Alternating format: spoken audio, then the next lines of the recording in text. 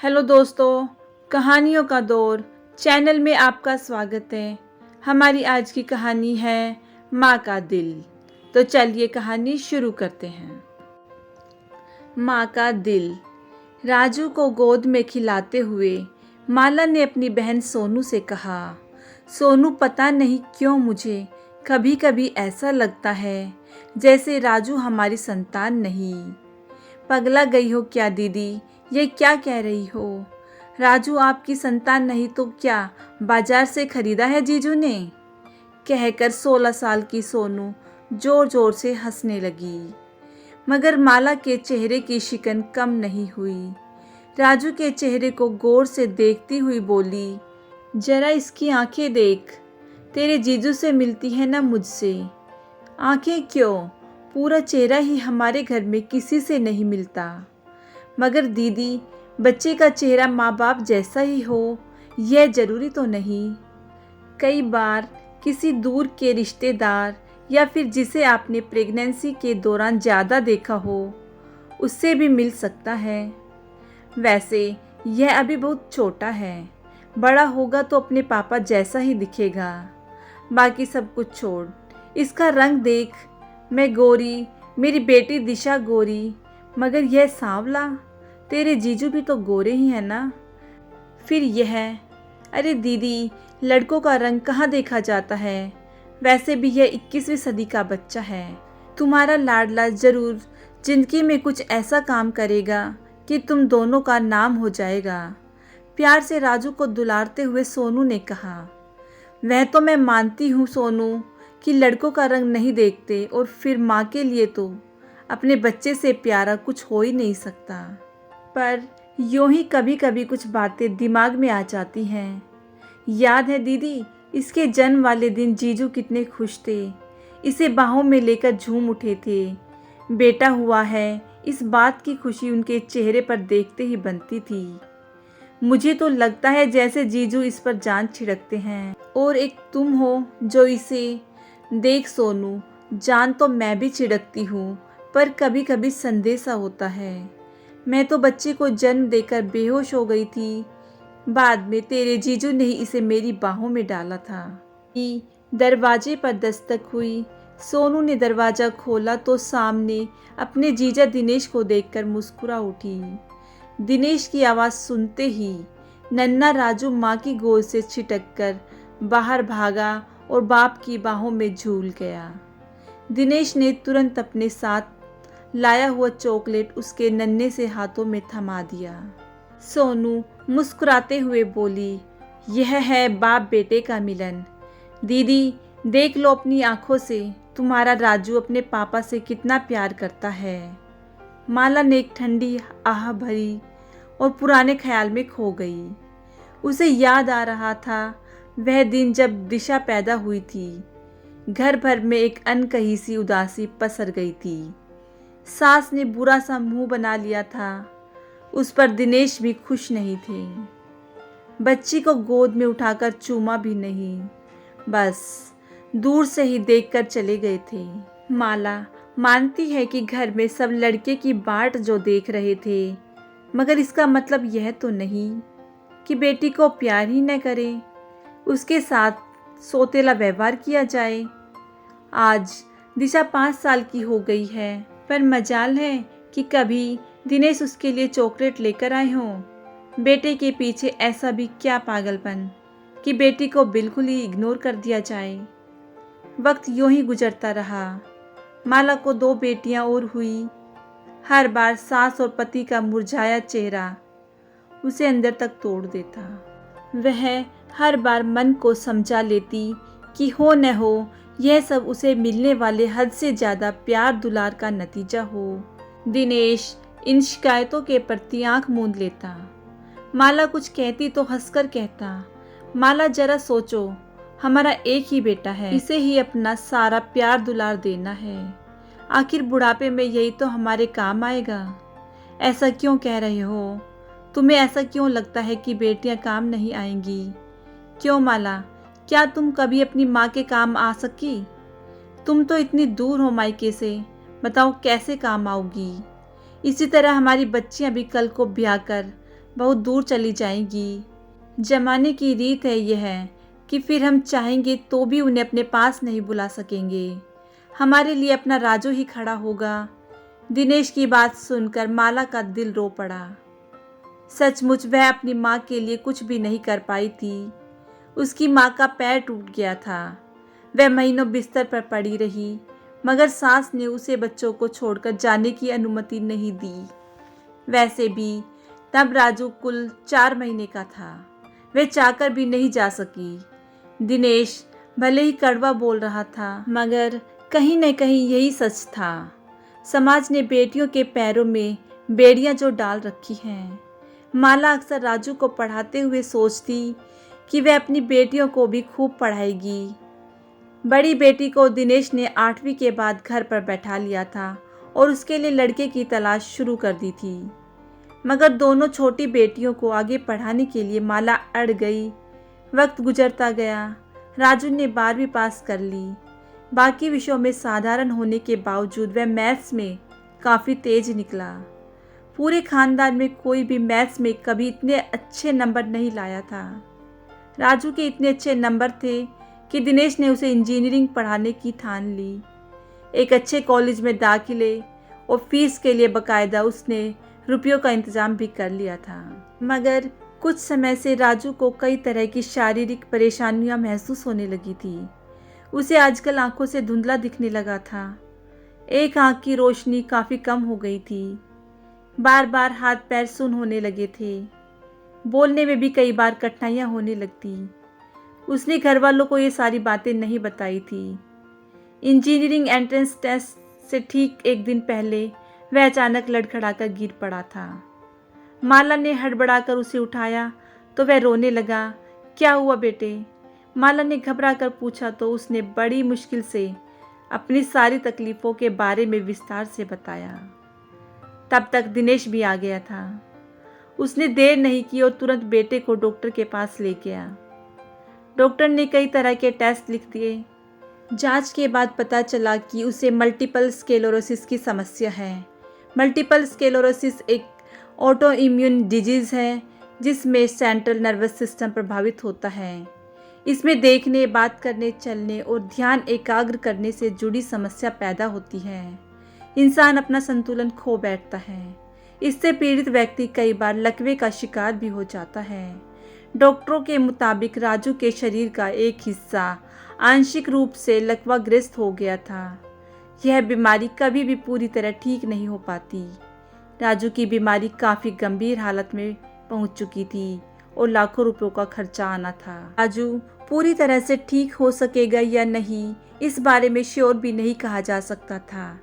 इस बीच डॉक्टर ने दिनेश और माला का डीएनए टेस्ट कराने की बात की। यह टेस्ट राजू की बीमारी बेहतर ढंग से समझने और सही इलाज के लिए ज़रूरी था। माला तो तुरंत तैयार हो गई, मगर दिनेश टेस्ट कराने से आनाकानी करने लगा। माला ने लाख कहा मगर वह तैयार नहीं हो रहा था। बाद में जब डॉक्टर ने इस टेस्ट की आवश्यकता बताते हुए दिनेश को समझाया तो वह हार कर टेस्ट कराने को तैयार हो गया। जब टेस्ट की रिपोर्ट आई तो सब दंग रह गए। रिपोर्ट के मुताबिक दिनेश और माला राजू के माँ बाप नहीं थे। माला ने सवालिया नज़रों से पति की तरफ देखा तो दिनेश अनजान बनते हुए वहाँ से चला गया। शाम को घर लौटा तो माला ने एक बार फिर पति से राजू के जन्म का राज पूछा तो दिनेश फूट फूट कर रोने लगा। माला ने उसे सहारा दिया तो उसके कंधों पर सिर रखता हुआ दिनेश बोला, माला, माँ की बहुत इच्छा थी कि हमारा भी बेटा हो। ऐसा ही कुछ मैं भी चाहता था, मगर दूसरी बेटी को जन्म देकर जब तुम बेहोश हो गई तो मैंने देखा कि उसी वार्ड में एक महिला ने बेटे को जन्म दिया था। उसके 2 बेटे पहले से थे। मेरा मन डोल गया। मैंने उस बच्चे के बाप से बात की। बेटी के बदले बेटा लेना चाहा तो उसने साफ इनकार कर दिया। फिर मैंने एक मोटी रकम का लालच दिया। थोड़ा सोच विचार कर वह तैयार हो गया। हम दोनों ने जल्दी जल्दी अपने बच्चे बदल लिए। मेरी गोद में राजू आ गया। उसे पाकर मैं बहुत खुश था। मुझे उसकी जाति की परवाह थी और न खानदान की। मेरे लिए तो इतना ही काफ़ी था कि वह लड़का है। और अब से मेरा बेटा कहलाएगा। यह कहते कहते दिनेश फिर से रोने लगा और माफ़ी मांगता हुआ आगे बोला, माला मुझे माफ़ कर दो। बेटी की चाह में मैं बावला हो गया था। बिटिया किसी और को सौंपकर दूसरे का बच्चा घर ले आया। शायद इसी बात की सज़ा मिली है मुझे। ऐसा मत कहो दिनेश, अब जो हो गया सो हो गया। शायद इसी वजह से मुझे अक्सर संदेह होता था कि यह बच्चा मेरा नहीं है। बचपन में इसे सीने से लगाने पर वह आत्मिक तृप्ति नहीं मिलती थी जो अपने बच्चे को लगाने पर मिलती है। तुमने जो भी किया सासू माँ की खुशी के लिए किया, मगर याद रखो खुशी खरीद कर नहीं मिल सकती। जो हमें मिला है हमें उसी में खुश रहना चाहिए। माँ बाप की ये सारी बातें कमरे के बाहर खड़ी माला की छोटी बिटिया ने सुन ली। उसने बड़ी बहन को भी सारी बातें बता दी। दोनों बेटियां चुपके चुपके कमरे में दाखिल हुई।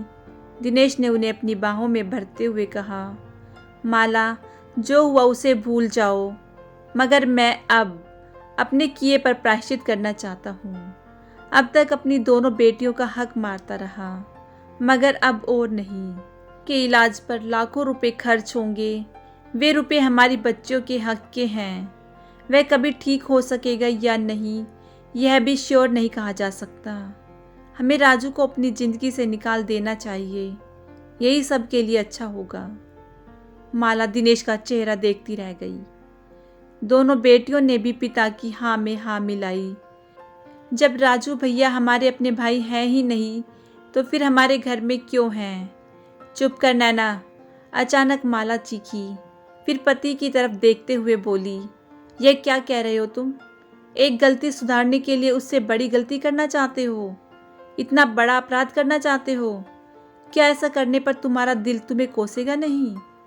जिस बच्चे को आज तक हम अपना मानकर इतने लाड प्यार से पालते आ रहे हैं, आज अचानक वह पराया हो गया।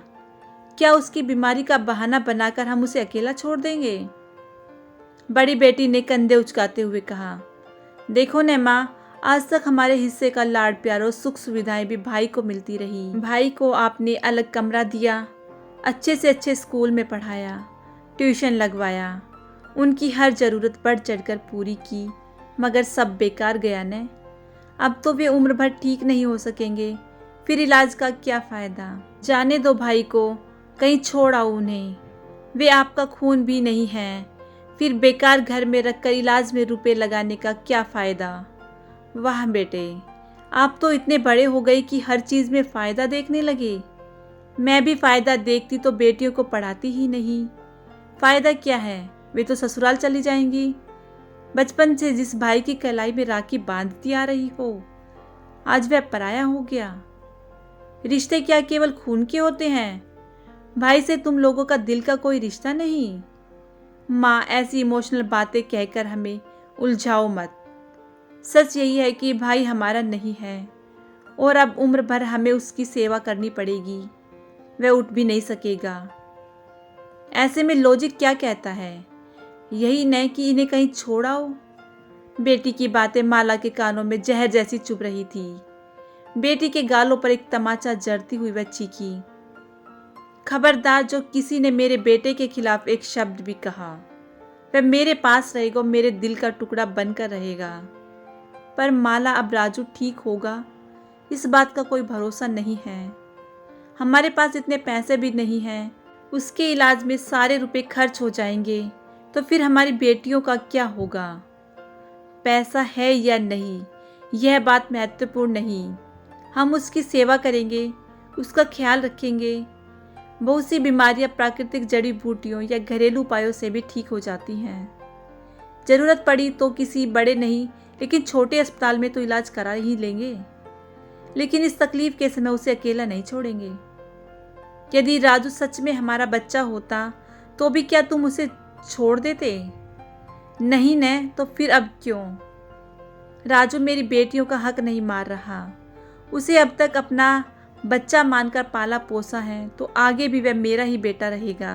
भूले से भी मुझे मेरे बच्चे से जुदा करने की बात न सोचना। और हाँ, तुम में से कोई भी राजू से इस सच्चाई के बारे में नहीं बताएगा। माला ने अपना फैसला सुना दिया था। दूसरे कमरे में लेटा राजू सब कुछ सुन रहा था।